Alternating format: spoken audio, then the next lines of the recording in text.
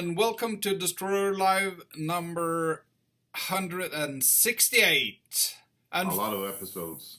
And for the first time in a long time in English again. Yes, in English. And we have a very special guest today for this episode. Who is it? Vincent DiGerlando.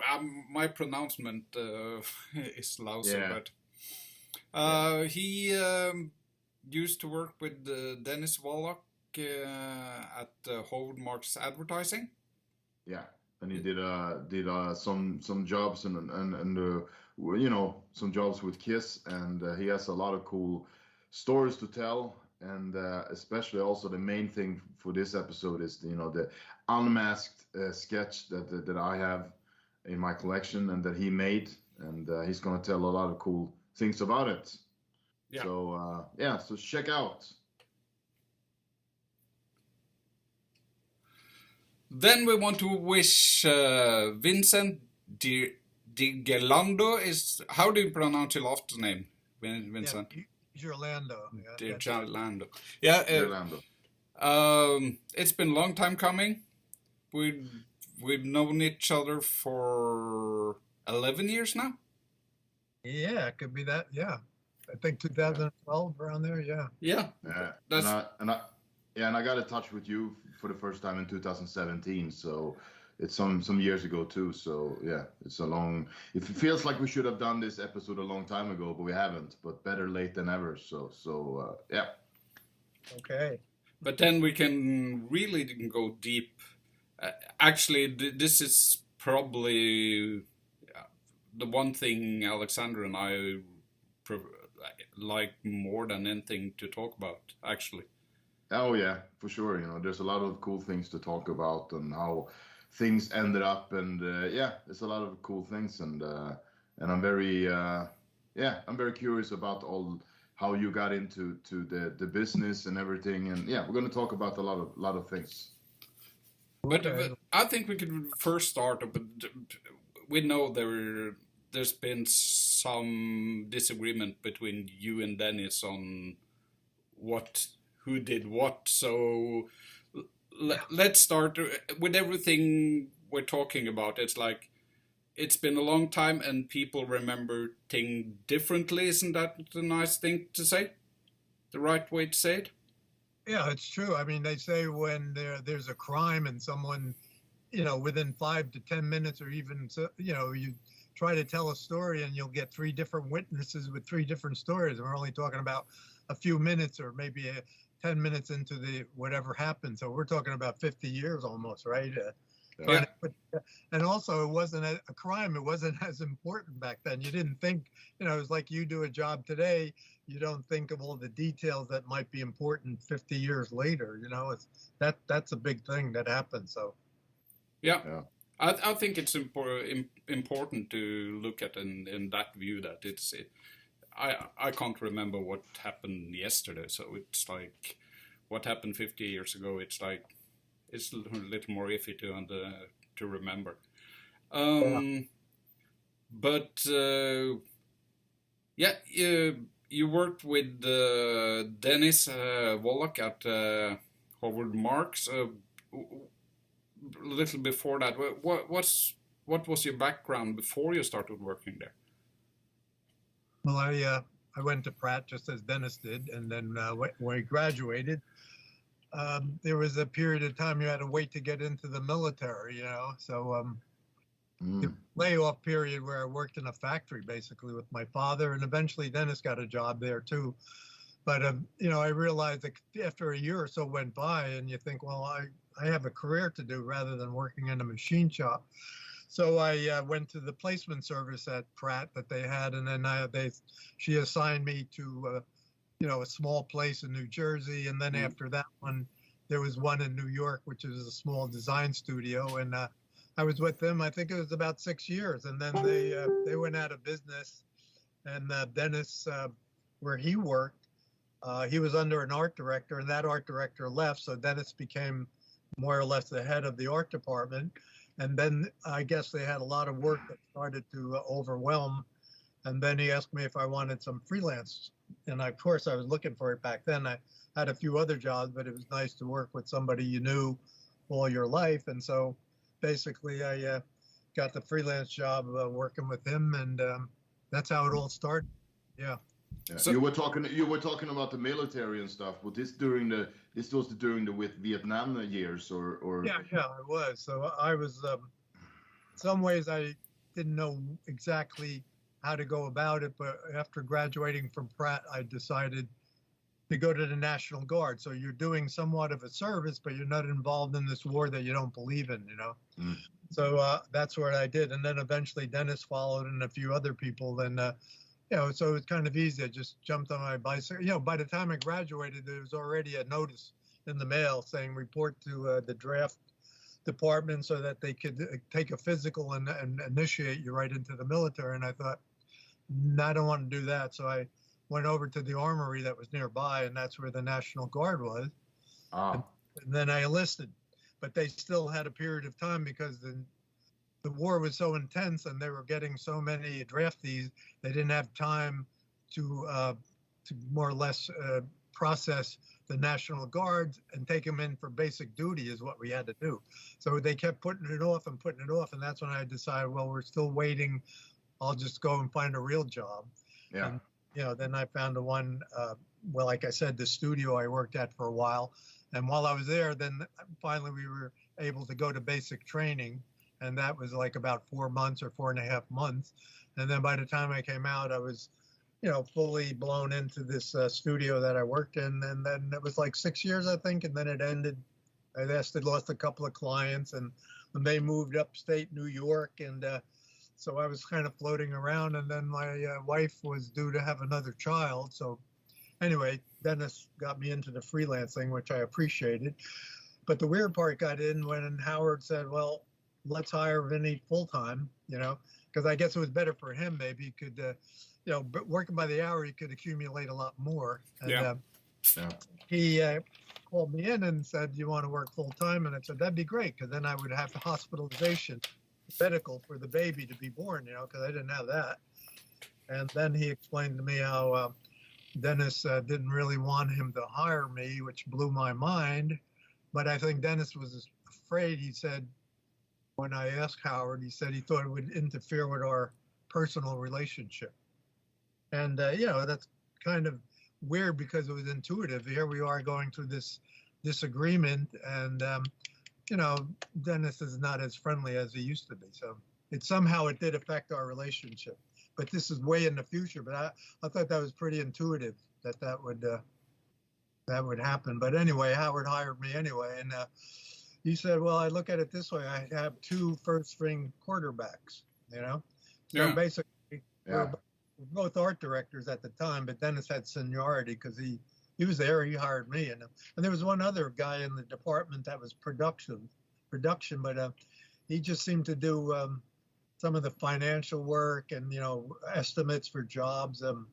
Dennis never could get him to do any of the, you know, production could be anything. I mean, you could do the mechanicals, you could go on the press to make sure, you know, the job is running well after the design department takes it. That's the way it works in some agencies. You know, the production takes it to the end from where the design starts, you know. But he basically didn't do that. And so it was just the 3 of us in this art department. That was a pretty small room.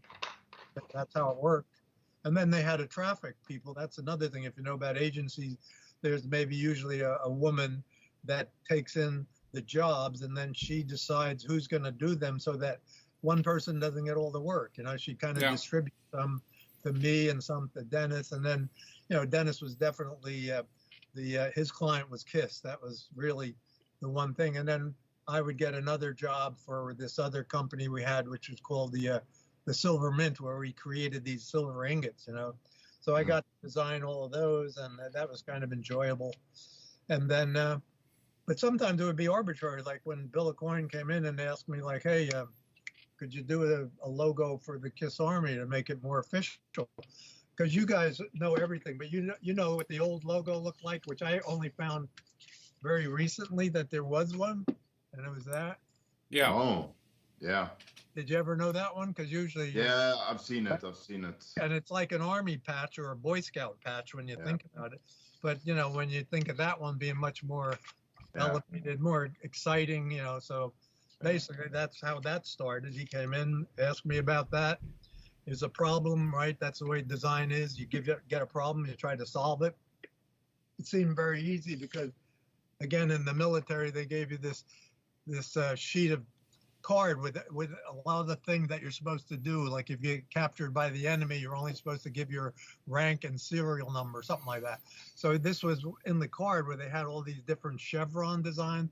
So if you turn it upside down, which was my idea, and then I figured, okay, this is a piece of cake. You turn it upside down, you put KISS there, the logo is already designed, and then you just add the Army type. And then you get a little bit of approval from Bill, because you can't just start doing it without somebody saying, hey, okay, I like that. And then Ashley Martello, who I said was doing all the very tight mechanicals, because Dennis and I never did those. We might do layout mechanicals where you take images or like photographic images and you lay them out in the magazine so they have positions. But the real tight T-square triangular stuff, that was usually sent to Ashley to do, and he did the tight mechanical. So he did, the tight mechanical for that, and then he comes to me with, usually like he comes out and he says, okay, this is what I got, Vin, and it's in black and white and it's really tight, and then the rest is put an overlay on it and put the colors, and then you got to get approval again, and eventually everybody liked it. There was never any redo, so it was like a very smooth job. Get an idea, get the mechanical done, get the approval, and then that was around '76 when Destroyer was out. They became recruiting all the fans. They put it like a recruiting thing, and that's how. And then I noticed it was also in the one of the first early tour books, right? We wound up putting it in there in the front page, right? Yeah, exactly. So, exactly. Those are the first times it really started to appear. That was the '77, '76. Yeah. So, that's how that all came about. But of course, Dennis has a different agreement, and it's okay. We have our agreements, and I have mine. He has his. There's no way to distinguish. Ashley Martell is not around anymore. He was old back then, so he's been dead and gone. But and the Kiss Army logo is even on people's arms today, and everywhere. So I mean. Well, I'll tell you, the one that really got me is I have this image. I went to one of the concerts, and the way they did the very dramatic, where Peters would do his solo, right, and he'd be banging away with a particular deep beat, a constant beat, and then his whole platform would be raising up, right, and then behind him would suddenly become the logo would unfurl. I mean, we're talking about this huge unfurling logo, and I was watching it, and all the KISS fans to go like, yeah, whatever they were yelling, like KISS or and then you just felt it in the impact in your chest, like, God, I had to do with that, and it's like, wow, it was very emotional, and I thought that was very cool, but it was a very emotional moment, like, wow, this thing's unfurling, and I wonder whatever happened to that. I mean, it was big. It must have been about quite a few feet, maybe 10 feet, 20 feet. Yeah, but they've had it on the last tours also, and they are even a lot bigger than what they had in '76. You think it's in some Hall of Fame or something, or no? They have it. They have it. They still use it. It's probably not the same as in '76, but because what they have now is larger. But But I think the two banners they have now with the Kiss Army logo on is the same ones they have used since the reunion tour, I think. Yeah, so I think so. It's the same ones. So, yeah. Do they do the same dramatic way? Does the bandstand start to rise and the thing unfurl, or they're there for the whole concerts on the side. When the drums comes up, it's the Panthers. Yeah. Yeah. The cats are on the drum riser. So it's kind of stationary, in other words. It doesn't do the unfurling like they did back then. No. Okay. Anyway, but it's huge. It's really Yeah, it does something with the feeling in the concert area. It's quite different when they're not there, actually. Yeah. And they usually use them inside. Yeah. But sometimes in smaller venues they can't use them, so then they don't have them. But at most concerts they're using them, so it's really cool. Well, I always think of Dennis way back. He had the idea of having a rock and roll museum, in Detroit before there was anything like that, and keeping, guitars from well-known guitarists. And so I imagine Kiss's stuff is somewhere. Maybe they even have their own museum. They have so much stuff, right? Yeah. Do you know of any museum or anything like that, or anything that they have like a Hall of Fame with only their stuff? Or are they part of the Rock and Roll Hall of Fame museum? Oh, it's Gene has his stuff in the golf thing in Vegas. In Vegas now. Oh. Everything he had, not everything I think, but most of the stuff he had at his house anyway. And he probably has the largest collection of anybody. Yeah, but then about around the millennium in 2000, they had a big auction where they sold all their costumes and outfits, which I think they hardly regret these days, because nowadays it would be worth a lot more than it was 23 years ago. But they had a large auction and sold everything. So all the old outfits and stuff there actually. So I have that auction book actually, and you too, Nils, right? Yeah. So with everything. So. But if we go back to what you did, actually before the Kiss Army logo, you came up with a name for Destroyer, didn't you? Oh yeah, that was a simple thing that becomes bigger than big, But back then, we were kind of asked, anybody got an idea? And I just thought, well, like a stream of consciousness, you would call it. You just sit down, piece of paper. When I had a break in between, maybe, and I just started writing down maybe about 10 or 15 different names that would just come to mind, and that was one of them. And if you knew today how important that would be. I mean, I kept a lot of stuff. That was Dennis's joke. I just keep a lot of crap all my life. But it's funny how it comes in handy when you got it. But that would be great to have that list, because people ask me, well, do you know any other names that you had on the list? But, no way would I remember 50 years from now. And again, it was a stream of consciousness. It wasn't like really thinking about it. It was just like, okay, that one, and that's how it came about. Yeah. And how involved was the members of the band in this? Was it just Bill O'Coin that worked a lot with it, or how was, did you have meetings with the members of the band, or? Well, after it left, they took the list. Maybe sometimes after it leaves the art department, you don't really know the process. Yeah, right. Yeah. But, Bill O'Coin, you got Howard, you got the guys. Sometimes even, like I say, at one point during Unmasked, I heard the printer had an input. So you never know who's going to come up with like, hey, this is an idea. So that list went, and then whoever it was, maybe all agreed, like maybe this, and then that's it. And who was the first one to point it out? Could have been Howard, could have been O'Coin.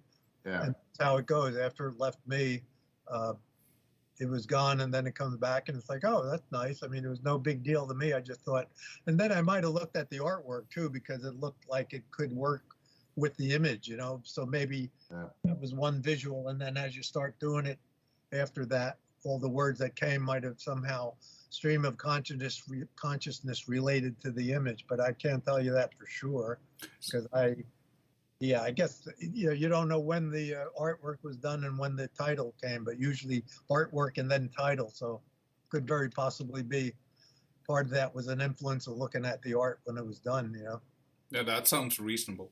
So, yeah. But there's no way to document it as being accurately verified, whatever you want to say. But anyway, that's the story about that. Again, you never know what's going to be important 50 years later. That's what makes me smile every once in a while. You think like, oh, the hell knew. What year did you start working on Home Remarks? What year did I start? Yeah. It was 1974. I remember it well because it was in the beginning of the year. My daughter was born in July '74, so by then Howard had hired me, and I had the insurance, which just worked out perfectly, you know. So Kiss was already a thing at the office then, and in one way then, even if Dennis didn't design the first cover before in '75. No, I think there were 3 covers right before that. Before they even. Yeah. Alive was the first one I think that he worked with. So Yeah, that was it. Yeah, because that was the most dynamic one. But yeah, there was the one where they were all dressed in normal clothes, and then there was the Hotter Than Hell, and then yeah, so that was the first one that he got involved with, and that was the one that took off. I guess that's when they really became well known because live performance, right? Yeah, for sure. But you actually knew about them almost as early as Dennis, because didn't you? I think you told the story that you were at one of the rehearsals, early ones, weren't you? Yeah, it was. It wasn't a big deal. It was. I don't know if Dennis knew about it and said, "Hey, you want to go watch them?" And I can't say if it was the Palladium or where it was, but it was definitely pretty well deserted, you know. And the guys were just practicing. It wasn't like a big crew there. I think it was just me and Dennis basically, and the guys out there practice. It was very simple. I remember Paul going up to the balcony and peeing off the balcony. It was that kind of place. It was just ready to be destroyed, I guess, or whether they were going to replenish it or refix it up or refurbish it. But it was just a simple, them doing a couple of numbers. And I think when we left out, there was somebody outside that heard them and they were kind of listening and wanted to know who it was. But it was just in passing. Again, it was no big deal. It wasn't like a promotion with a lot of people from the record company, nothing like that. I just remember me and Dennis and them up there practicing. So instead of being somewhere in lower Manhattan in a studio, they just decided to do it on a stage. That was so must actually have been before you started working at Unmasked then. Before I did? Yeah. No, we were working together because, he said, "Come on," I think it was one of our breaks, but okay. I don't know. I think he might have been involved in the album by then, but I don't know what point. I think we kind of eased into it. I don't know how it started in a small level or what, but it basically became, Dennis's major client, you could say. Yeah, okay. So then it couldn't have been in '73 then, because that's too early. Yeah, I think it was later. I wish I knew the songs they were playing, then I could figure out. But again, it was just the moment where we decided to go and watch them play, and they were on a stage. So I guess for them it felt more authentic rather than being, Yeah, it's true. It's true. Because I'm just thinking where they rehearsed. Was it? Yeah, downtown, right? Was that where it all started, and they somehow recruited Ace to come down and? Yeah, but but if it was a theater, it could have been Fillmore East, maybe. Yeah, I'm thinking about Fillmore East, but the rehearsals at Fillmore East were probably wasn't that December '73 or? Yeah, early '74 as well, wasn't it? Yeah, probably. So yeah. It could be have been there. If it could have been early in '74. Yeah, I'm gonna guess it had to be later, '76 maybe even, or something like that. Okay. Yeah. But another time we went to see a rehearsal because I guess whatever forum they could find, it worked. I think it was a stadium somewhere, or not a stadium. It was an enclosed area, a warehouse or something. And I remember we all got in a limo, and we were going over to see them rehearsed, and it was amazing because then you got their side of the experience, because people heard about it evidently because they were all around the screened area that was out there fenced in, and as the limo would go in through the crowd, they were all like banging on the limo and looking in, and it was like kind of freaky in a way. A little, you could see how people could be disturbed by it because of the like mobbed people. Yeah. Anyway, the limo went in and pulled into the private area, and then we got out and we heard them rehearsal for, I guess, another show that was coming up. Upstate New York somewhere is all I could think. Not too far because, we took a limo from Manhattan up there, but it was interesting to be more or less experiencing their side and how they must go through all these people, jumping on your limo and jumping in the window and looking. And, if we had our head out, they'd grab a piece of hair, because I've heard of them grabbing clothing, hair, anything they could get from you, depending how ruly the fans were, if they were mellow. Barry Manilow didn't have to go through that probably with his crew. That's true. I'll just get something more intense, Yeah. It's almost like a Beatles kind of situation or something. Yeah. And I remember, I know one guy, I guess it was Fabian back in the 50s, and they were young kids, and he was great. He said someone ripped a piece of his hair out, somebody grabbed his shirt and tore it, and so it depends on how crazy the girls are or the fans in general. Yeah. That was the 2 times I remember seeing them in a rehearsal without a real audience. Of course, that one had more people in a sense, but the one in the city was definitely a building that was kind of old, dilapidated somewhat, But do you remember the first show that you attended? The first show that you saw with Kiss? Was it this?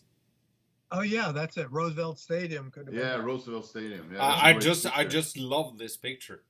That was my daughter, and my wife was somehow telling us something that was really taking our focus deep into it, And that photograph showed up. I don't know who was taking it, but somewhere along the line, there's 2 versions of it. There's another one where my daughter's image is the back of her head, and another one where you can see the side of her head. But it was, that's 2 quick shots.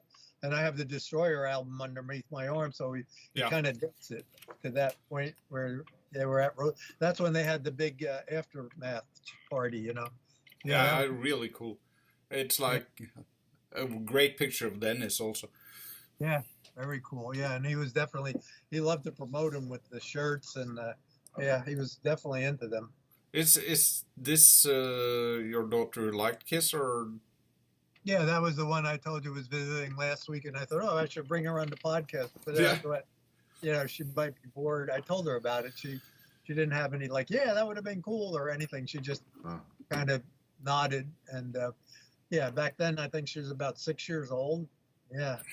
6 or 8, I forgot, but they enjoyed it because she was eating something. They had a whole food wagons. You get to see the guys come out of the trailers with their makeup on. So it was a very intimate kind of thing that Bill Aucoin put together that was like a feast. And then there's Bob Seger, I think, opened up for them, because I remember that. That was the first time I heard him. Yeah, Bob Seger. Yeah, right. Yeah. Yep.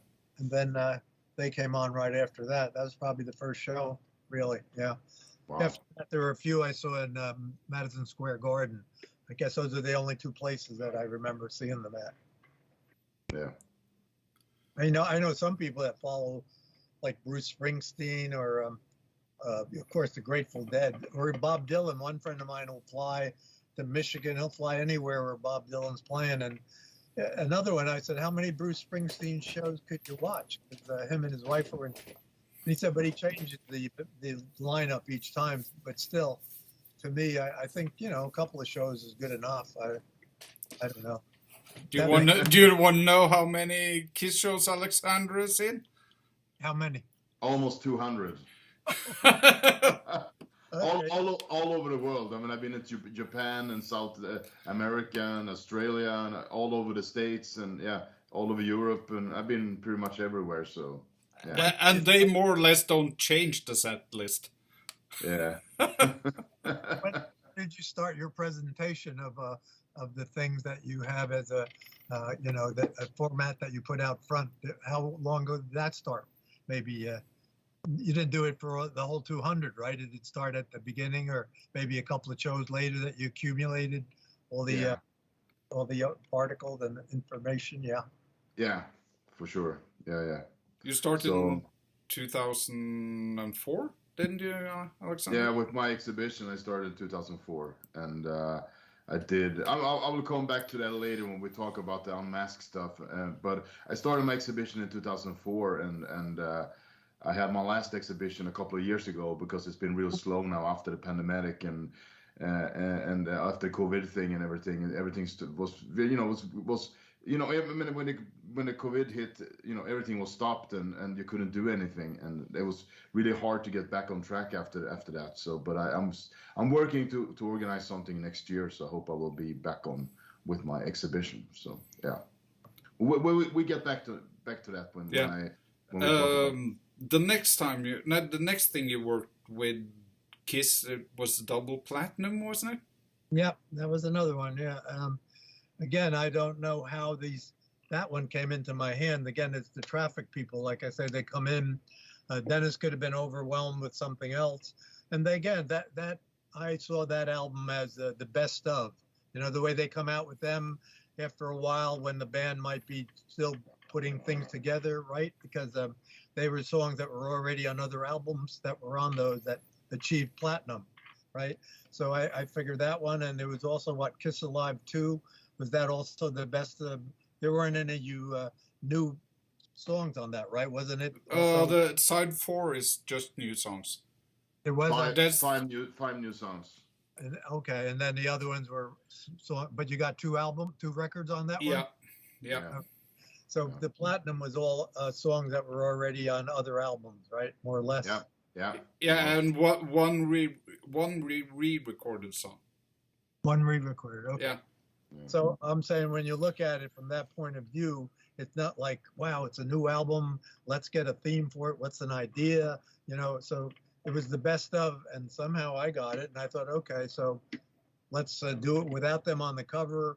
It's obvious you got two records of put Kiss twice, and then the double platinum, in red, because I'm thinking of Gene and the Blood. Because when you think of the colors for the other guys, there weren't as much impact, purple, green, whatever, and blue, it didn't have the impact as the red. So basically that's how that came together. And then I tried to do it as an embossment to make it seem more metallic, and even the guys on the inside. And then I have to say, someone along the line, again, there's a lot of input. Someone, and it must have been Howard or Bill, because there was an expense to add the fact that they did actually do relief, So it was a raised relief. That's pretty expensive because you got to create a die that matches exactly what the artwork was. And then I bet you the older albums as it came out, they were probably, without it being that expensive, they just probably created them like I did with just a flat look, but it looked like it was embossed because it had dimension. But I know the early ones, even the guys on the inside were embossed, right? Each one of the yeah.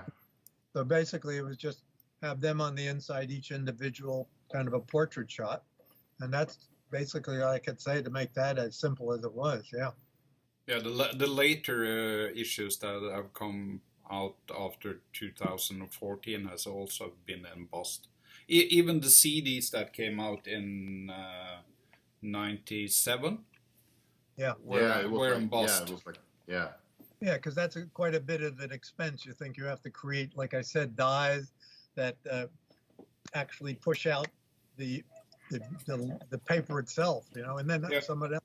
I think, someone else. It actually looks nice as a CD also. Now, is that embossed or not embossed? That's embossed. Yeah, okay. it's embossed. I have to look about it, right? Also, no, not the the faces are inside there also on the CD. They're embossed too, yeah. Yeah. So That's that really gave cool. it a better quality. It was a nicer quality. But I'm going to bet that the later issues was too expensive to do that, and they would just knock them out and send them flat, as far as I know.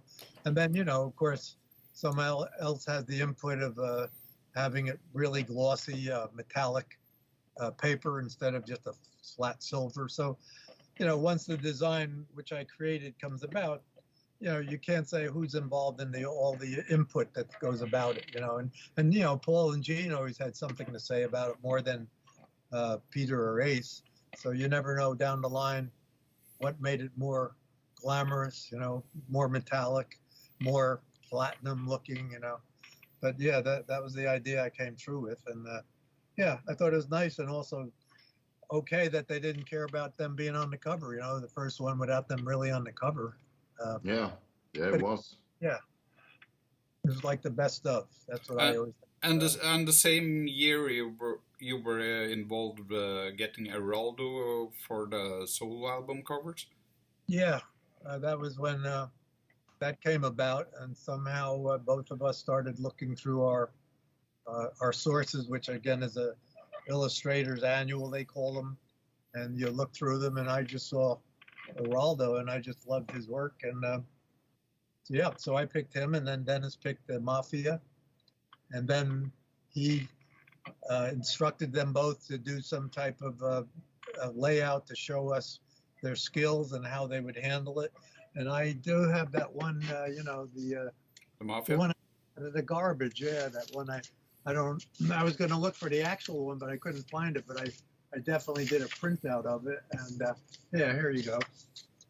And that was Mafia's image of it. You know. Yeah. Which Wow.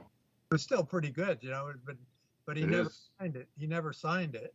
And I thought, well, wouldn't it have been cool if it was really Heraldo's? But that's the story of that one, and that was in the garbage. And when they were dumping, when Howard Marks was going down, and I thought, okay, this looks fine. Why would anybody throw this out? So, Yeah. But I think you picked the right artist was picked for the paintings. Said those four paintings are just amazing. they are. They're Yeah. classic, real classic. Yeah.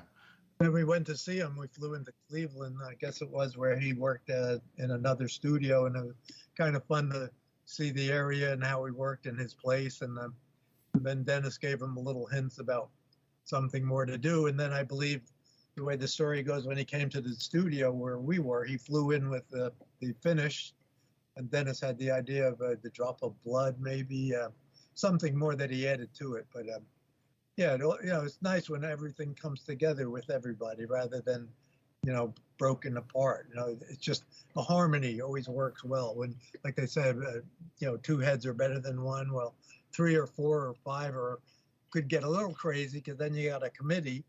But Yeah. if they're good ideas and it's working in a certain flow, then it works, you know. But if someone's out here with their idea and someone else is there, but that one worked. It seems to come together. You know? Sorry for interrupting. Who made the poster, the solo album poster artwork? I don't know. I think, you know, again, You know, I Nils. know that, Yeah, but I don't remember his name. It's the same. It's the same guy who did Peter Criss makeup on the first album cover. It's the same guy. It's the same guy. Okay. Oh wow! Because I never thought about who was making the solo posters, because those are, you know, very well known as well. So, yeah, once they have the artwork and it leaves us, you know, a coin could create, you know, go out and find promotional merchandise people that do it, and some of those things would come in, and we had nothing to do with it sometimes. And True. But you're very involved with it. I think he actually is someone who Dennis knows quite well. So the posters, I'll just don't remember his name. Okay. I'll figure it out. Are you talking about the solar poster now? Yeah, the solo posters. He from what I remember, he was actually he was sick when he painted them. Okay. What was involved in it, though? It was basically 4 images of them. It wasn't anything more creative than that. It's these, you know. It's that. That's from Gene, from each solo album. There's one of each member. Okay, and he's the one that did the poster, you say, for the solo album, you think? Yeah, that's the posters for the solo albums. Oh, the one that was inside the albums. This is the CD version. Yeah, sure. Just have it there.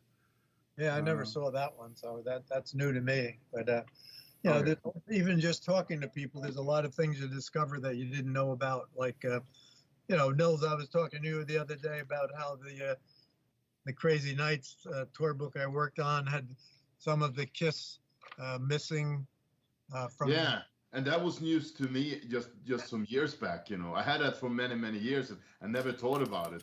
yeah. I Yeah, have two versions, and I never saw it. yeah, no, Heard about that, and I looked it up, and I said, "Oh, I have one with and one without." And then yeah, when I mentioned it to Nils, he knew right about it. Yeah, yeah, this is the one I have that. Yeah, this is the one I have that's missing. See, yeah, right. down below. Yeah, So I don't know if that's more of a collector's item because I saw it on eBay and people are selling it, and I'm thinking like, well, hey, you might have a collector's item because that's yeah, redone again, and that was yeah. fake. Somehow it got through. I don't know how it got through, but Yeah, that's a good question. But yeah. It's really irritating when I don't remember stuff like that. are you looking at for the name of the poster guy? Yeah, I think, could it be David Bird? David Bird. Oh, Okay. okay. He was an illustrator, though. You mean he actually drew Yeah. each one of the guys for the solo poster? Or what Yeah, was it? he did all the posters, one of each member. Oh, okay. Yeah. So in other words, there was another one base like that in Yeah. his own. Yeah, and more, Yeah. and in the original albums, they interlocked with, so you had to have all four to get the whole, to get them Image. square. Oh, okay. Yeah. Dennis probably did because I know David Bird and him, David, I think, that worked together. He liked his work. And Yeah, I know because when I've spoken with Dennis before, I got the impression that they knew each other quite well because when Dennis were there for the first photo session for the first album, Howard Marks had asked him to go there to help with the makeup, and he said something like he didn't think he could do the makeup, so he got David Bird to be there. So actually, he did Peter's makeup. So he refined it. Yeah, made it look a little cleaner. Yeah. No, not cleaner, different. Yeah, different. That's why Peter looks really strange in the first album cover. Okay, that's interesting. I wonder what Peter's looked like in the beginning. It's probably there was a cat though, right? Yeah, but Yeah, it looks quite strange. Before that, actually, I don't think he got his makeup right before a couple of months into 1974. Okay. Yeah, because they have different version of it. So yeah. Well, David Bird is definitely the name. Yeah, I remember liking him and him doing some work for him. Yep.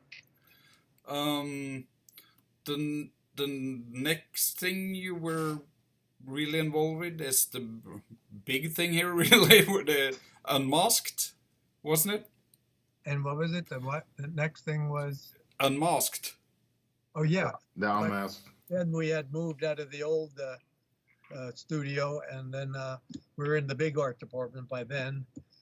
And the way I could imagine that occurring again, because I said the traffic girl would come in and kind of disperse the work to make it even so that Dennis would have amount of work and I would too, because we're at the level where we're both art directors now. Even though Dennis had the seniority, it was like I had my own clients. At Silver Mint, I was doing all the work for them.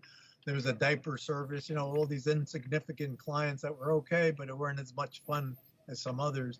And definitely Kiss was the most creative, as Dennis could see that. But Dennis was also in a stage where he had a T-shirt with "Leave Me Alone" imprinted on it. Did you hear that? And so the girl would come in and give me work, and then the girl would come in and give me another assignment. And I said, "Wait, what's the story? What's going on? How about him? The other guy's over there." And she said, "Vinny, I'm afraid of him." I said, "What are you talking about?" With the shirt, "Leave me alone." And I guess it was a little grumpy then. I don't know what it was, and so evidently I wound up getting the Unmasked script from Peggy. And so from that point on, you look at it, you try to figure out how to make it interesting, and you know who the audience is. And it just seemed like a comic would be fun to do, and also a good way to transfer it or transcribe it to people. And Nils, when we were talking about the other day, you said there was another one between the one I did and the finish, right? You said there was I don't know if it's probably in between, but I know I've seen one in black and white at one point. Yeah. You know what? It reminded me of when I was working on it, and then I think it came back again with the revise a little bit because I was trying to think of the persona of each of the man of the band, each member of the band, So you knew that Gene liked women, and Paul was kind of a guy that would also be. But then you had Ace and Peter, and you thought like, okay, so what is their persona? So that's what brought back that memory. But I don't think I worked on it in any extreme manner that I could say, that the final of this was. No. It could be that.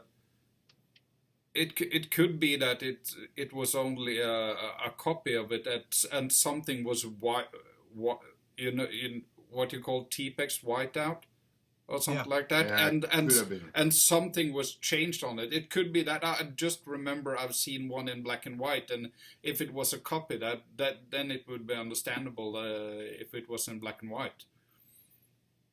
Okay, well, you just triggered something in my mind where I remember saying, okay, so if I got to revise this a little bit, then how do you make Gene and how do you make Paul, still hide their face?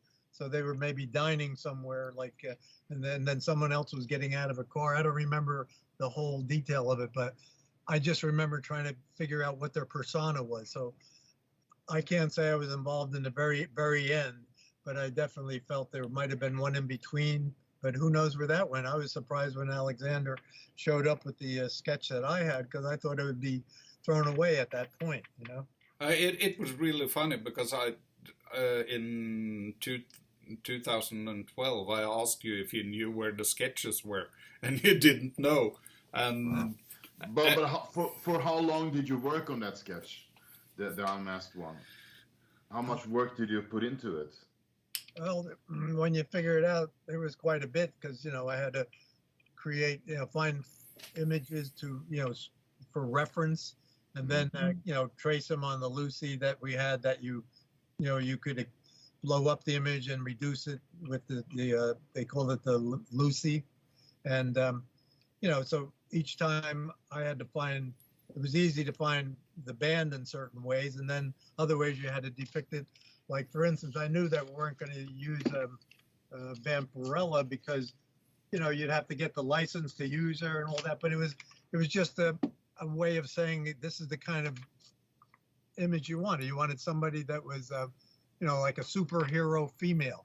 So that's all it was. It wasn't supposed to be, oh, that's Vampirella. He was going to use her. You know what I mean? But it was like, okay, I'll just copy her down and get the idea that that's what we want, a superhero female. And so that's how that came about. And I don't know, I could say I could have worked on it a day or two. There weren't that many revises. I was let alone. Nobody even had any input on that. And they just took that layout and then it went to the next stage. Dennis knew who he was going to use, Victor Stabin, and that's when he more or less got involved in the actual creativity of the image. But after that... So actually... The sketch I was talking about could also be something Victor has done afterwards also. Yeah. Could have been. Because there were a lot of changes both in the story and the images. So. Who came up with the idea that the kids was taking off their masks and still have the makeup underneath it? But was that you or was that made by someone else? Yes. That's what I'm saying when I said there's a lot of input. You don't know where it goes when you're outside the office. And my remembering, there was a rumor that the guy that was the printer, and Howard was friends with him. And, sometimes they'd come to the office and, what do you do when you're the executive or the head of the, you kind of sit around and bullshit, and talk about stuff. And I believe the printer somehow had that idea when they were talking about it. So, for fact, I can't say if it's absolutely true, but I know I didn't have anything. Dennis didn't. It was outside the office that someone came up with the idea, because I don't know if it necessarily worked, but I could see it as a metaphor. Like okay, this is them. Now, who are they really? And what is their music? Is it really as good as they play when they have the mask on? And so I'm just saying it was a metaphor for them being as good as they claim to be. And that's the only Yeah. way I could read into it. Because for me, it was kind of a little off. I don't think it was a great idea, but it worked. You know what I mean? So, Oh yeah, yeah. that image when they're taking off the masks is one of my favorite images of ever with Kiss. You know, I mean they included in the album as well as a poster, you know, and everything, and that's one of my you know top favorite pictures with the band. So, yeah. I say visually it worked great, but in terms of Yeah. trying to figure out the metaphor, the idea behind it, that's Yeah. what you could read into it. Well, I don't know how you would interpret it because that's my interpretation. That okay, you guys have the mask on and this is how you play. So, but are you really as good as you're playing? And then you take the mask off, and it's like this is us, and we play as good as with the people with the mask on because it's still us. And you know what I'm saying? We have words to try to describe these ideas, and words are so somehow useless at times, but that is the way I see it. You know that it's like my way of seeing it. Even though, the first time I saw it when I was 12 years old and I bought a record, it was like we're the same people with and without the masks.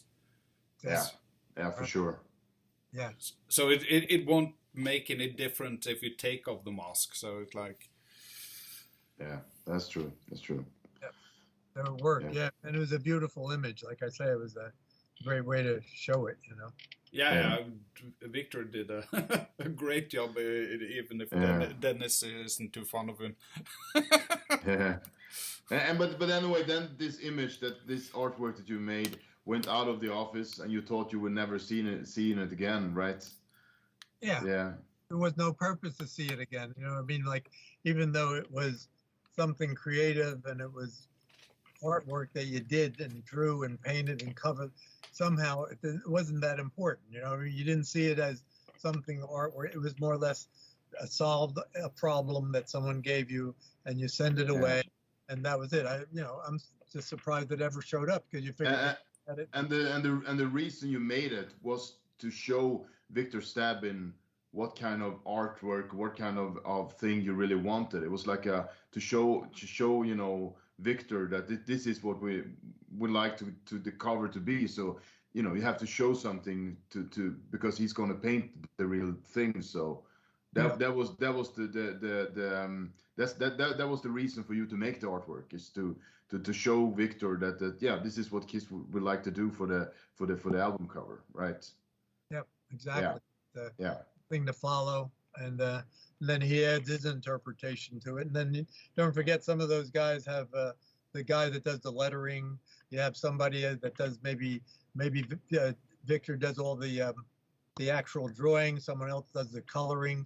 You know, when the studios are big, it gets pretty involved. Yeah. There's a lot of people that could be credited for it. But do you think Victor already was involved when you made the sketch, or could it be that Dennis used it to shop around to find the right person also? Somewhere along the line, Dennis had to shop around, or he knew of them somehow to do the job. Like Dennis could only answer that part because I don't know. I had nothing to do with picking him. No. All I did was come up with the design, the idea, using Peggy's copy. You know, and again, what the funny part is, like go back to Double Platinum, right? That was when the issue came about where I wanted to take credit because I had designed it.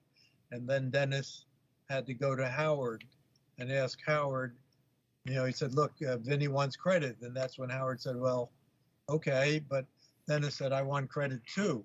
And that's when the issue came, like, well, you can't, but you know, Howard and Dennis used to bump heads sometimes, right? So maybe if I went to Howard and asked him personally, it would have been very simple. But because Dennis wanted his name on it too, Howard said, no, only one name.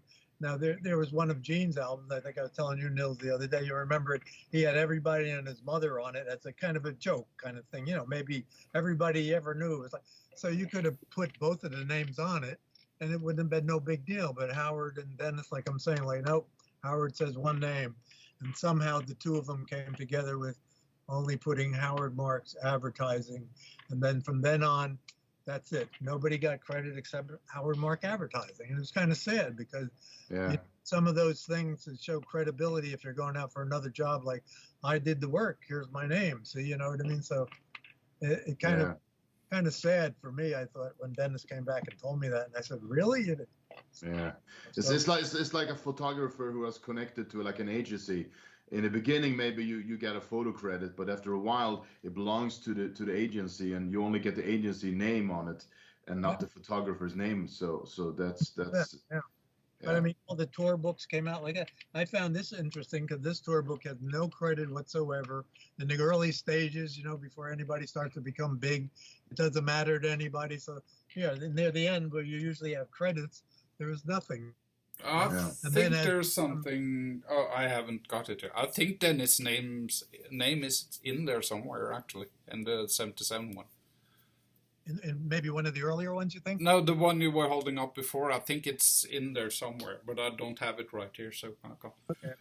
But later on, look at all the credits that they got. Yeah, it's a lot of credits. So, put our name even with Howard Marks Advertising. You could put our names with it too, because he's the boss man, and then here's the people that do the grunt work that actually designed it, but that's all up in the air.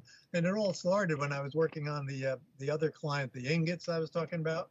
And it would have been interesting, I thought, if they did a series of silver ingots, like they used to try to find a theory, some kind of theme, So he had themes like Indian chief, famous Indian chiefs, another one, George Washington series, So I would put all those together in a design, and then somebody else would sculpt them, and then they would harden the sculpture. It was actually a relief. And then there would be a stylist that would actually follow every line of that portrait on the clay, and it would be cut into a die by a stylist. So it was all and then the die would punch out these ingots. And that would have been cool to do a series of the KISS, but KISS wasn't that big, and it wasn't something they would think of. But in those days, I was getting all my name put on the brochures after Dennis had taken credit for one of them. So that was the difference. When do you get name on it? When do you don't? Howard Marks didn't care about his name on that one at all. So it was kind of touch and go in a way, but you needed that to show some validity that you did have something to do with it, and that also came with a box that opened up, and it had a velvet inside, and then the name was imprinted on it, and so that was kind of cool, in a way that showed you were the designer of it all. But after a while, everything was Howard Marks Agency, all the tour books, nothing, and all the credit, and it was kind of sad. I think Dennis lost out on that one, but I can't say much about that. I didn't have anything to do with it. But it was really nice to connect you to. So I don't remember. I don't understand why I didn't connect the dots before that. The sketch you had were the one that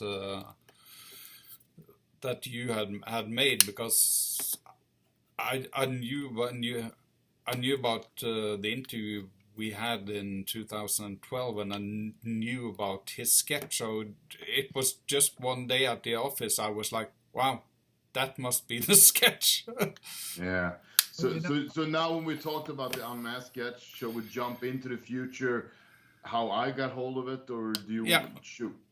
Yeah. Because it is really exciting. I mean, I told this, when I have my exhibitions, I sometimes do like guided tours, and I talk about stuff and things, and I sometimes tell this story to people, and people get really a big kick out of it.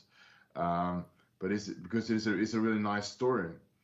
But for me, in 1997, I got in touch with one of my friends and collectors here in Sweden, who had just been to the States. I mean, this was almost pre-internet, right? I mean, it was a much bigger deal back then to go like to a KISS convention or something in the States. And he had just been there, and he had some friends, American friends and collectors. And there was one collector who, I think I don't remember if he traded some stuff or something, and he got this artwork, the Unmasked artwork, along with with as I told you a couple of days ago, when we chatted, some kind of stage design for the Dynasty tour, I think. And you told me that you didn't had nothing to do with it, so someone else made that one. But that was also a part of the deal, so he got that one as well. And so I went to his house. You know, I think this was like maybe in the autumn of '97 or something like that. And he told me, do you want to buy this one, this Unmasked one? Because I think that the stage one was already sold or something like that. I don't really remember, but the problem back then was, I mean, nowadays you have your camera with you all the time with your cell phone. So, you know, if I had a cell phone with a camera back then, I could have taken a tons of pictures, but I didn't have a camera to with me, so I didn't take any pictures. And what that stage design ended up, I have no idea, or what that stage design is today, I have no idea where it is. But anyway, I only have money for one of the sketches anyway, and I bought the Unmasked one for $350, I think, or something like that. So around that $350, but I have no information about it. And my friend in Sweden didn't know. He had asked his American friend. The problem with the American friend was that he has been selling and buying and trading stuff for many, many years. And he also bought, I think, big pieces of collections. So he didn't really remember, because there was so much stuff that he was buying and selling and trading. And I later asked him, and he said, I have no idea where it came from. So that was like a dead end, sadly. But anyway, I got it in '97, and I put it in a very simple frame, and I put it up on my wall. And for the coming next maybe 6 or 7 years, I didn't pay any attention to it at all. It was just there up on the wall. And I even moved to another apartment, and I think I had it in a box for a year and a half or something like that, because I didn't have a good space for it. So and I didn't know anything. Was this the real deal? Was it authentic? Was it made by a fan? Because that's what friends told me when they came home and saw it. You know, is this really authentic? You know, I mean, it must be made by a fan or something, a fan that made his own version of the Unmasked cover. You know, that's what people told me sometimes. You know. And I didn't know anything, and I tried, and also in '97, as I said, this was almost pre-internet, so I didn't have many people to ask. It was very limited. It's not like today when you have social media, you can connect with the whole world, like, you know, in seconds. So you know, as I said, 6-7 years went by, and I didn't have put any attention to it. But then in 2004, I started to do my exhibitions. And my first exhibition I did was just a one-day Kiss Expo in 2004 with Bill O'Coin as a special guest in Stockholm, Sweden. And I just put some stuff on display, and it was very, very simple. It wasn't that much. And I put this artwork a little bit in the background, and I think a lot of people didn't notice about it. So you know. That exhibition, that didn't make any you know, difference. But the year after, I did my very first own exhibition in my hometown in an exhibition hall, and somehow that artwork became like a centerpiece of the exhibition. I had a lot of stuff, but it became sort of a centerpiece, and then all the questions started to pop up. Everybody was asking me questions about this. What is this? You know, who made it? And I was brutally honest. I said, I have no idea. So if someone knows anything about this, please let me know, because I don't know anything, right? And two things that people were pointing at that was that it's not signed, and it's the wrong outfits. It should have been the Dynasty outfits, but it was the Love Gun outfits. So that was something that people was pointing at. Oh, it must be fake, you know, because it's the Love Gun outfits. It should have been the Dynasty outfits, right? And it's not signed. You know, who made this? It's not signed. And, you know, and it was extremely frustrating, because, you know, I'm the kind of person who wants answers. No matter what it is, I want answers, you know. What is this? So it came to a point where I actually did some exhibitions, and I took it away, because I was so tired of people's questions and that I couldn't answer. So I did some exhibitions that I didn't have it there, because you know, I just took it away for a while, and then you know, I mean, around maybe 2000, I don't know. I got Facebook maybe around 2009 or something like that. I don't really remember. And then I started to connect a lot with a lot more people. And and I remember asking people questions about this. Uh, I didn't want it to spread around too much, you know. But I mean, I asked people. I did some messages to people. Do you know anything about this? No one knew anything about it. No, I've never seen this before. What the hell is this? Some people were almost a little bit rude to me. What kind of crap is this? Who made this? Blah blah blah blah.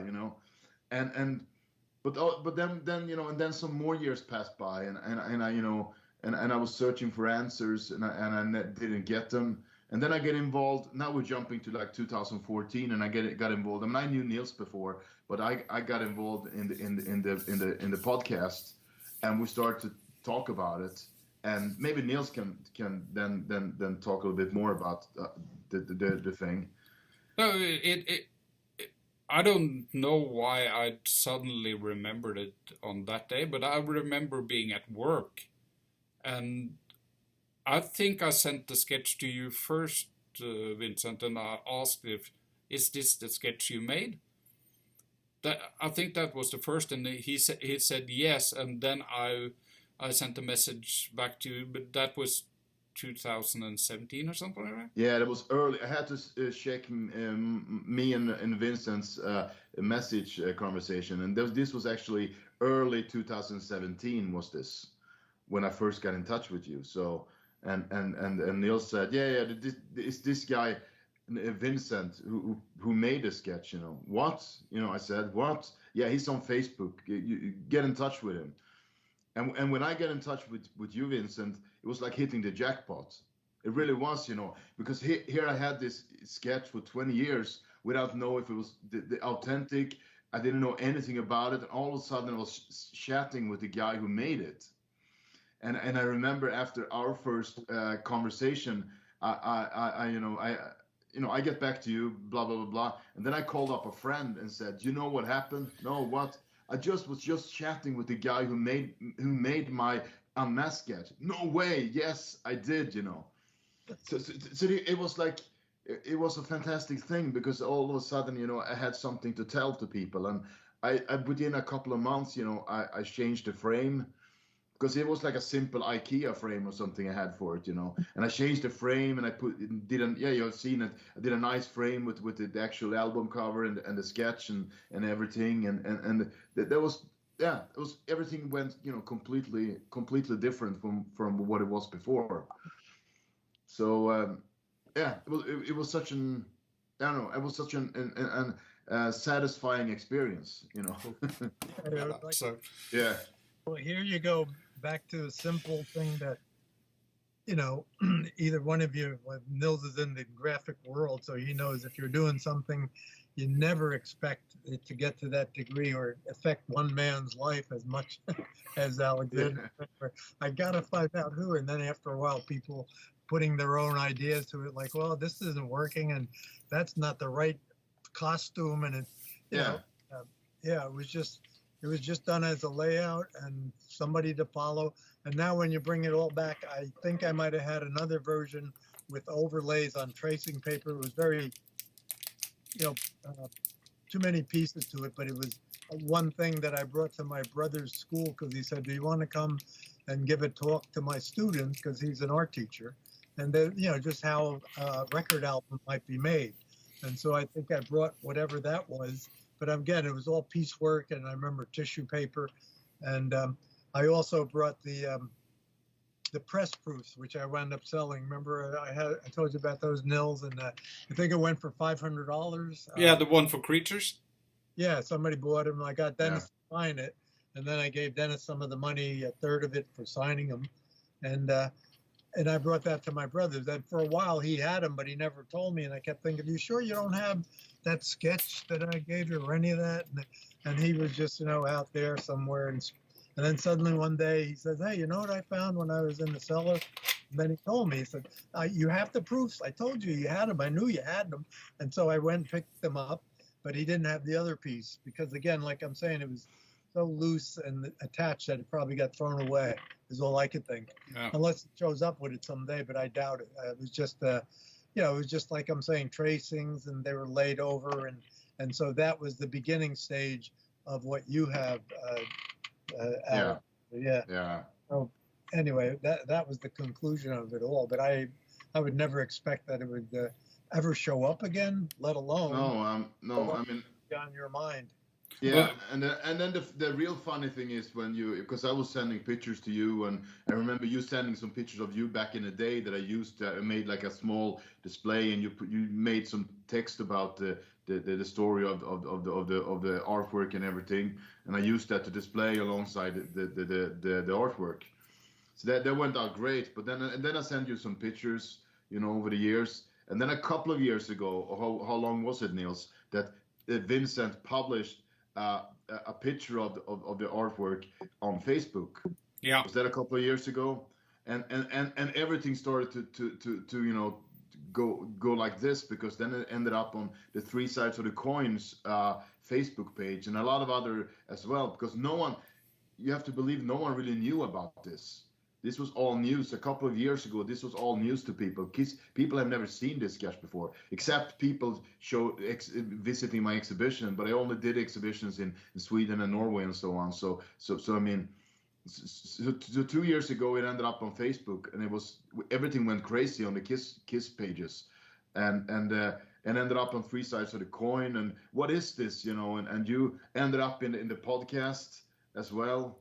And everything, and the cool thing with this was when this artwork got the sketch got all the attention, I actually got in touch with the guy who got the sketch from Victor.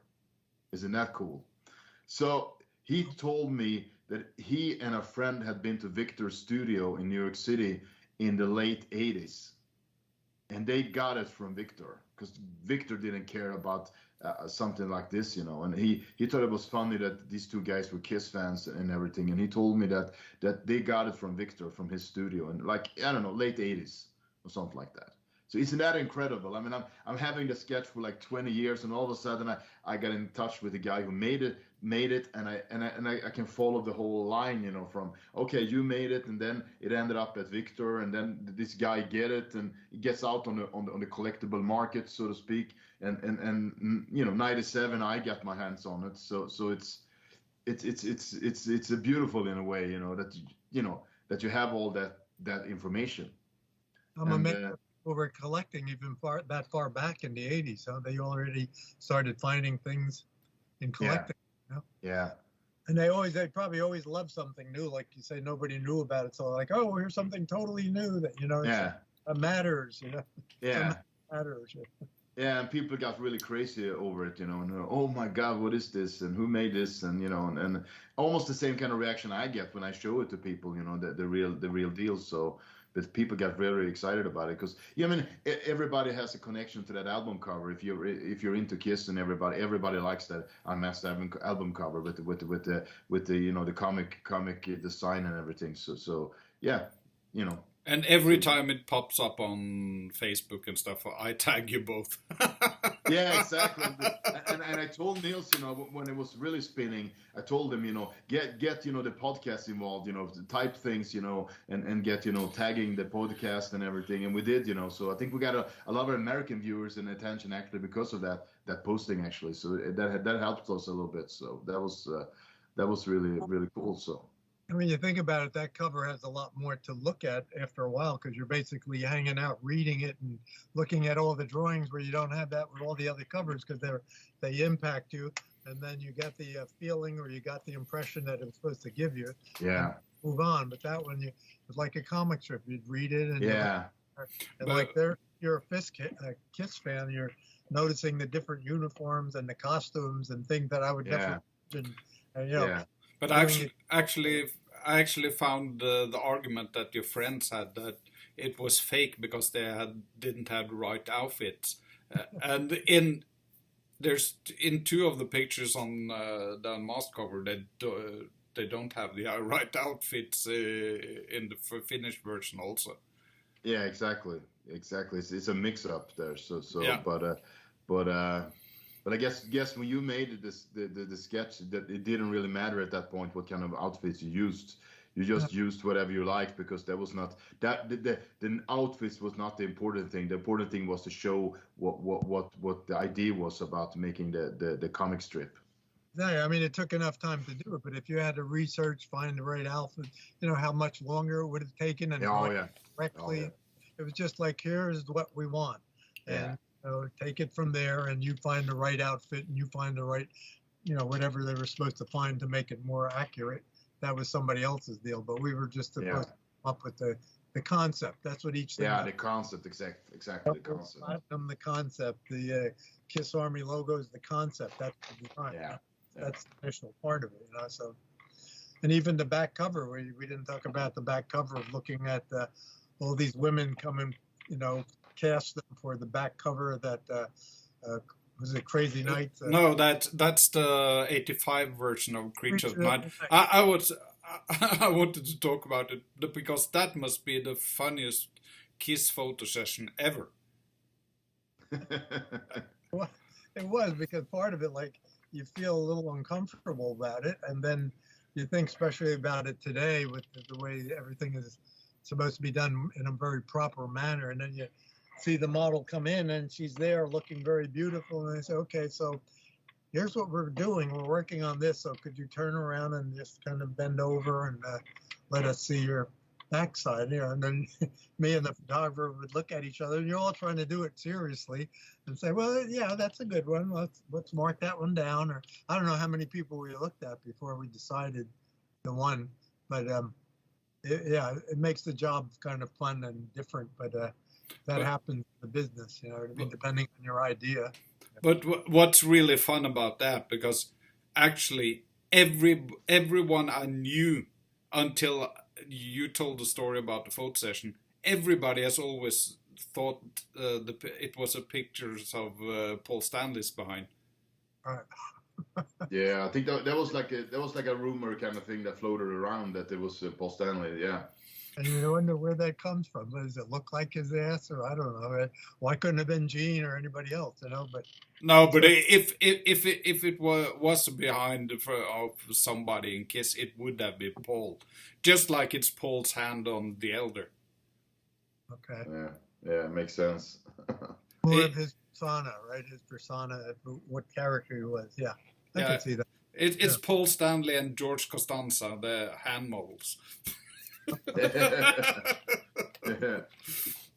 Well, that was great because you could drop the type out of it, and everything about that worked. The only thing was hard to photograph something black, because you got to have some highlights to distinguish the folds or whatever, the bend, so it was a little tricky.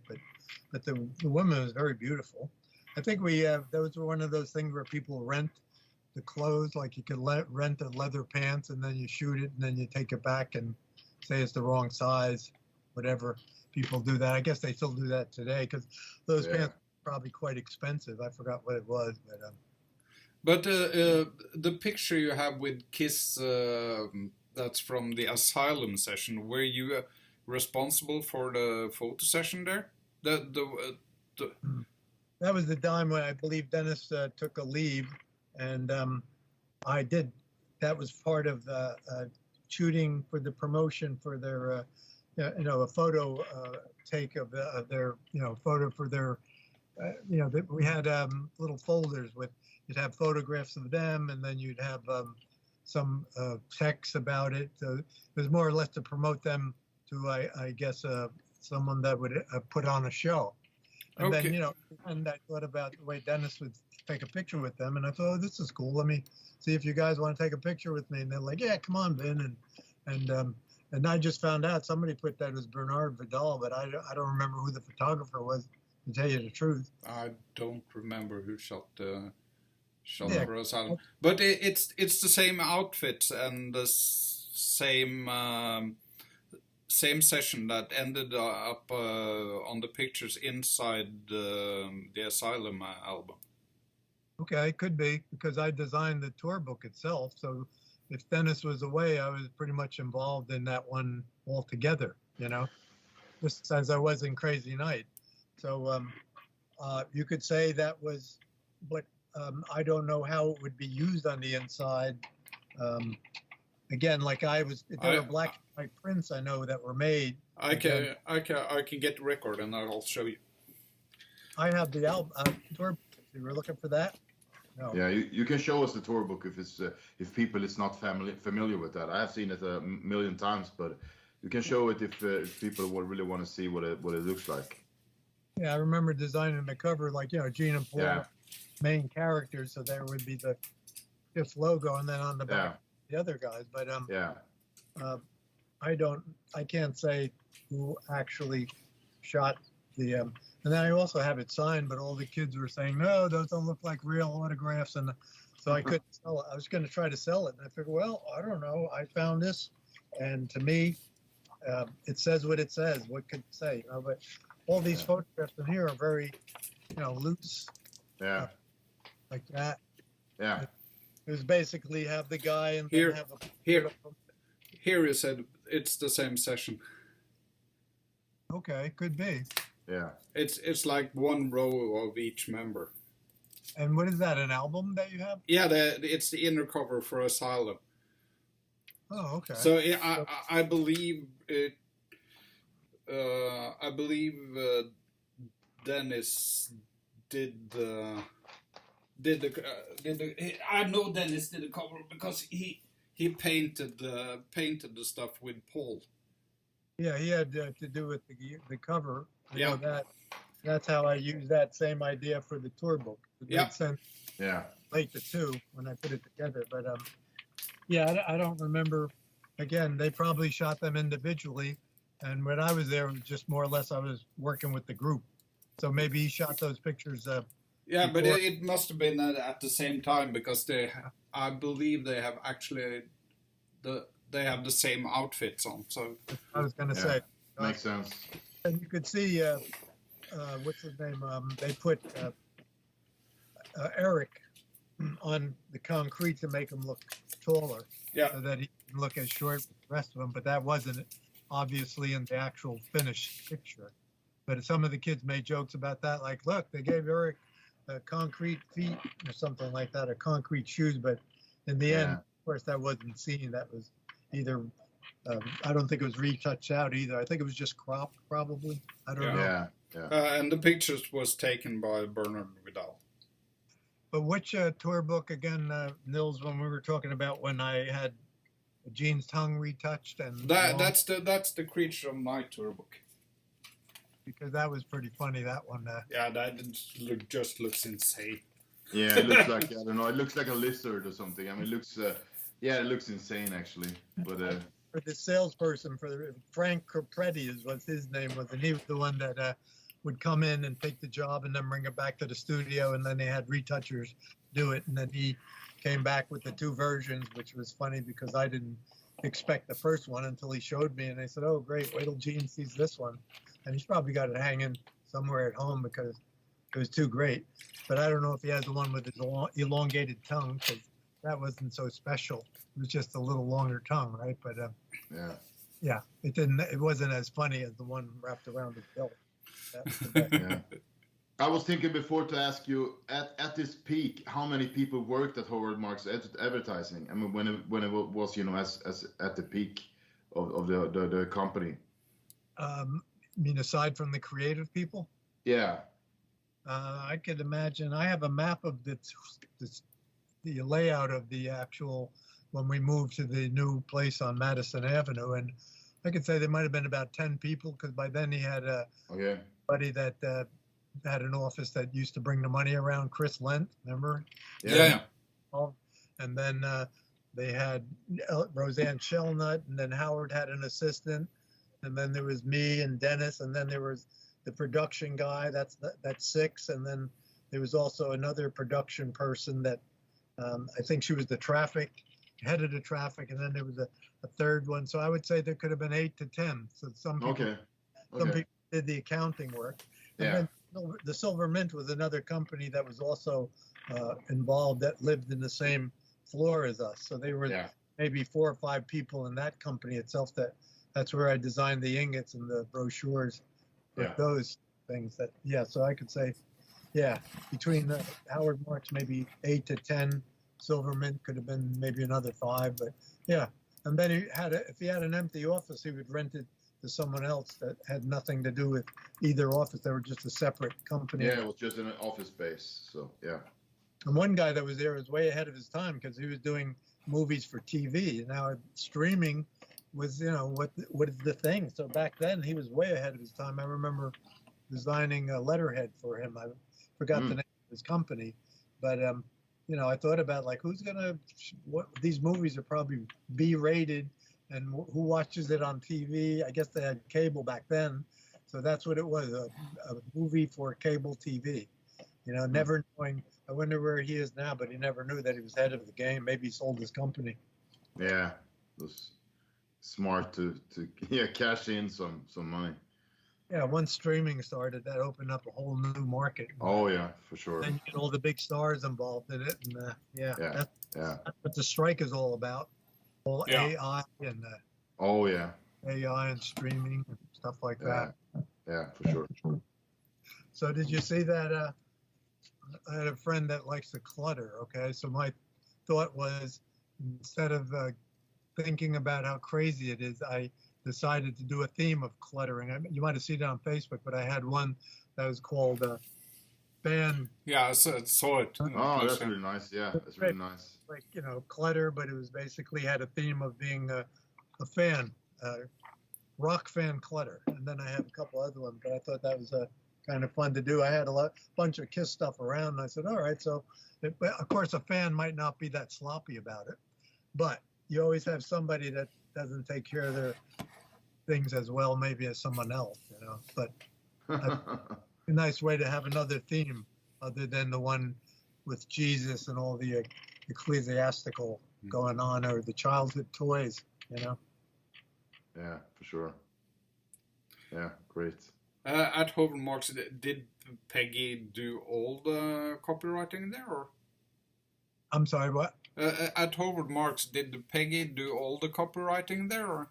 I could say yes. Howard probably got involved in some of it because I believe he either did it at one time or liked doing it, maybe in the early stages. But it was definitely Peggy takes all the credit for the copywriting at that point. Even when I started, when they were in a smaller office, she was the one that I went to, and I said, "Hey, I didn't get credit for the ingots, and how come Dennis's name is on it and I'm not?" And she said, "Okay, well, just put your name on it." For her, it was very nonchalant.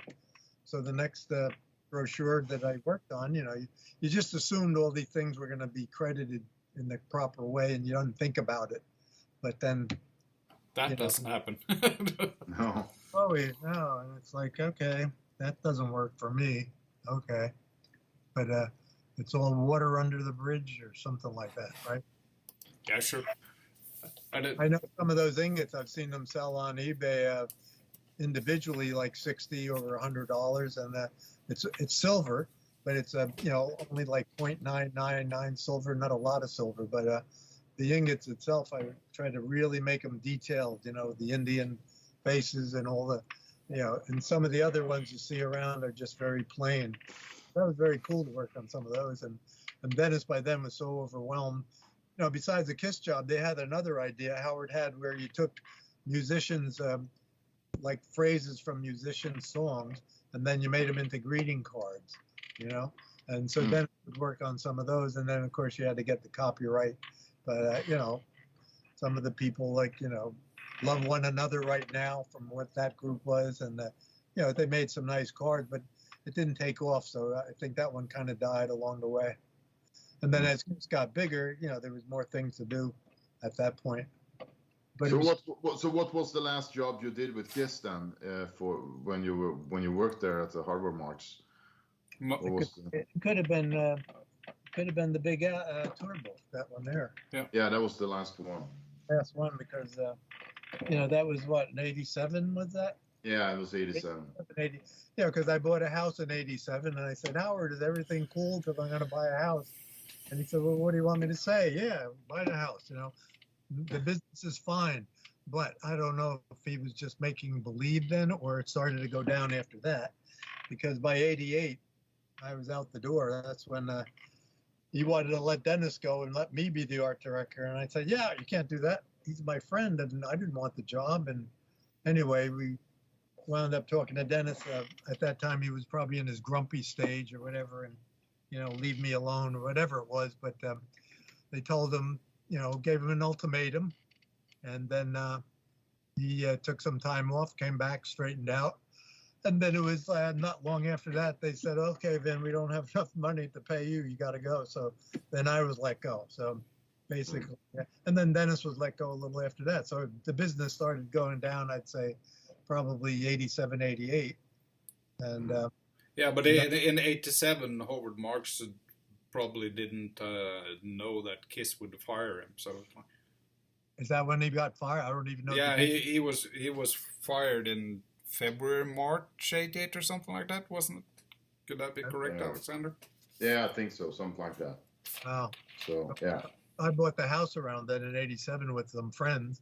And so now after, little less than a year, I was let go. Now I didn't have a job, and I'm using all the money I have to pay my mortgage of the house. And yeah, it was a pretty crazy time. And that's when computers started to come in too. We started to... right. Well, you got to learn programs like Photoshop and InDesign and Quark. Quark was the first one I remember, but yeah. And what did you end up doing then? What was your next job after this? What did you end up doing? Just doing freelance. Actually, I grew a beard like yours. I was just really kind of depressed in a way. I had this long beard, and I thought, if I didn't have this house, and I think my girlfriend, who was supposed to be paying her half of the mortgage, left, and so now I'm paying my whole half of the mortgage with my other friends, and it was a bad time. Luckily I had money in the bank at times and IRA to use up, but I even went to one company they had somebody to do photographic research. I said, well, I'm a photographer. It sounds like an easy job, and I needed the money, but I had a beard and I had an overcoat, and they probably looked at me when I came in like some homeless guy. Yeah, they basically said, we'll call you if we make up our mind, and I never heard from them. And so then I just kind of cleaned up, and I had some freelance work along the way, places in New Jersey that were really kind of weird, because I used to laugh because I was the only guy working there maybe, and I thought, well, if I wrote anything on the bathroom wall, I'd be the only one reading it. That's how empty. Yeah, okay. And you have to turn the switch on. It was like nothing like New York, working in big corporations, So I did that for a while, and then eventually along the way, I got some work at Random House Publisher, and I did some of that, and that was pretty cool. So you could work with, people like that. I did the Diana Ross album actually while I was still with Kiss, still with Howard Mark. That was good. That came along the way, and that was fun to watch. How people act around a star. When I went to press proof, and everyone was told, now when she comes in, do not ask for an autograph, stay at your desk. So, you felt like they were in school. They were all just making believe they're working, and then the door opens, and then she comes in, and everybody just kind of falls apart. She walks back, very cool, and then we looked at the press proofs, and she was very serious about everything. And I was showing her, how she looked in the beginning. You just see her from a certain part of her body, and then the other side you see for her from the neck down. And I was trying to convince her that the album is cool, because people look at the front part and they'll want to see the rest of her body. So a little sensual, and she believed it worked. And then the press was okay, but the press proofs are always funny, because you look at something that's the optimum of the press, and then after that they're going to run them off. You know what I mean? It doesn't matter. Nobody cares. You're not going to buy the album because the color's not right. You know what I mean? But you need some kind of optimum moment of actual print that's beautiful, and so that's where we start.